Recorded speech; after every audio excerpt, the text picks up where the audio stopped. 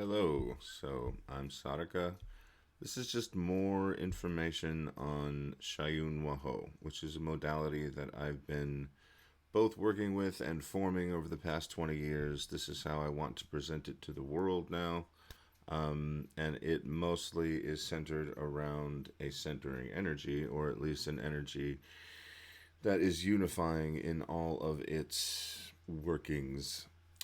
And the energy I am calling Xayún Wahó, but also the modality. So that's probably the confusing part of that. It means most sacred unity, and that is the nature of this energy and always has been. It has been passed down through several lineages for thousands of years. That's the sort of narrative that's always been spun around it, and comes to us through certain Toltec lineages.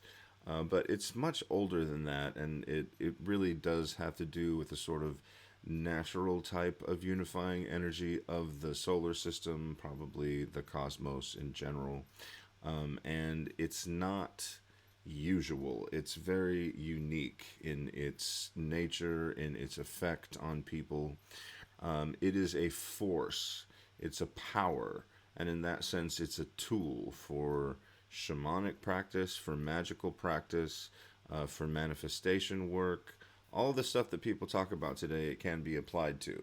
Now, you could say the same thing of an energy like Reiki, or just learning to work with chi or prana or whatever, but Xayún Wahó is so very different. Everybody tells me that and has told me that over the years, that it's a very different type of energy.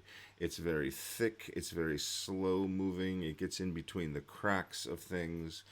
It's more in tune with changing your mind, changing your experience of things. And unlike a lot of the spiritual traditions that sort of want you to disengage from the senses, the reason that I'm constantly saying that it is shamanic in nature, or it has this sort of shamanic element to it, or was used by shamans, is used by shamans over the years, specifically shamanic practitioners, is because it's more ecstatic. It doesn't like to be contained internally. It just keeps expanding and expanding and expanding and expanding, and that needs to be acknowledged, because then while it expands, your consciousness expands as well. And so the things that you see, the things that you feel around you, become more real, become more vibrant, more intense. And that's a sort of ecstatic experience, engaging all of the senses and that kind of thing. So it's a lot different from the internal sort of feelings that you get, that might be blissful and that kind of thing, or completely disengaging from the senses in a spiritual way. I feel like it enhances the senses, and again, it expands out and does that type of thing. So in the throes of the experience, using Xayún Wahó, that's one other thing I wanted to emphasize, is the slowing and the merging, because it is a unifying force. When I say it's getting in between the cracks of things, you will literally feel it seeping outward as a sort of much more like a substance, a thick substance. And the reason that that's good is because if you have any experience with like Reiki or lighter type energies, pranic type energies, chi and that kind of thing, you can get to a certain point where you can move very quickly with it, and it's not necessarily conducive to expansion, the greater expansion of these light bodies, where you have such powerful energy moving through your bodies at all times, that it's a totally different type of energy body, if that makes any sense. So the stuff moving through the body, through the center of the body, and chi, prana, or whatever, that can move fairly quickly and should flow very well. But when you get to much more expanded states, that type of energy doesn't really apply anymore. You need something that is in between the physical and the spiritual, that's going to sort of bridge the gap. So that's another concept I wanted to throw out there. And this concept of a sort of unifying force or power, first of all, shamanic practitioners probably talk about it the most, having this sort of power that you can apply to your work or apply to your life in order to craft it the way that you want to craft it. In a shamanic sense, it's usually sort of not mythologized, but just philosophized by modern scholars, and it's just sort of like, not ethical behavior, but like Castaneda speaks of acting impeccably. And so it's a sort of spiritual virtue, this force, and by, like, clearing out certain things in your life, and recapitulating, like sort of having a confession all the time where you're, you know, unifying through a sort of psychological, spiritual practice all the different things in your life that you could have regretted, and da da da da, and you somehow free up energy from that, and then you have that energy or power to create things, to experience things in a different way.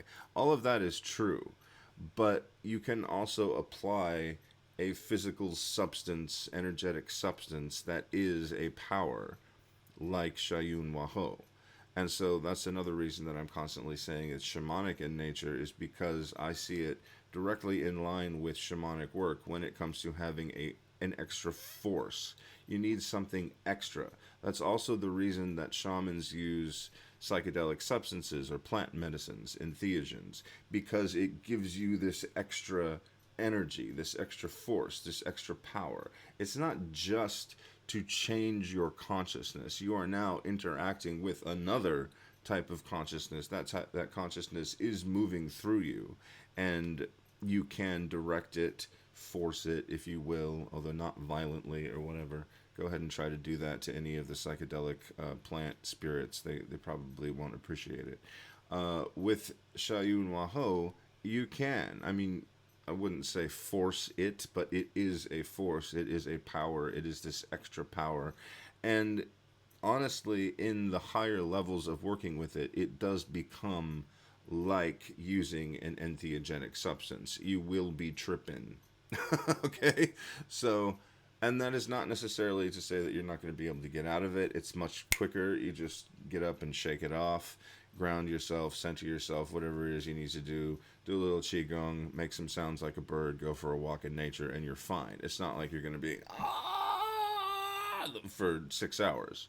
Now, I have had some people who did force it on their clients or people that they were trying to work with or were working with, and they did end up tripping balls for a longer time than was comfortable. So that's what this stuff is. It is a force. It is a power to change your consciousness. It is its own sort of unified energy of consciousness in itself. And so you can apply that to so many things. And it's not just healing work. What is healing work but unifying all aspects of ourself, all spiritual aspects of ourself, all physical aspects of ourself, all emotional, mental, psychological aspects of ourself into something that we can call this is the real me, or this is the me, experiencing wholeness or peace or whatever, or power, feeling in your place of power. People often talk about that, stand in your power place, or whatever, stand in your power. What does that even mean? You will feel it when you get there, and Xayún Wahó is a force that can help you get there, all right?